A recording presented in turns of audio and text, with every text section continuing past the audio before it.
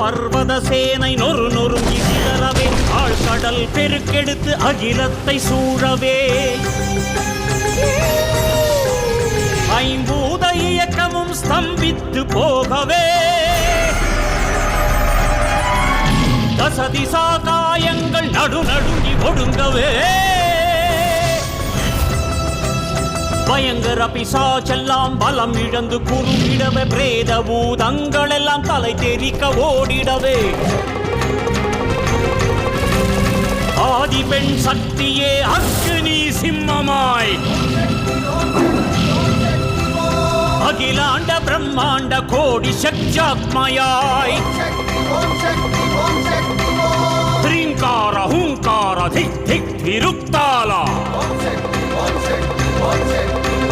ह्रींकार घींकार hoop hoop प्रयुक्ताला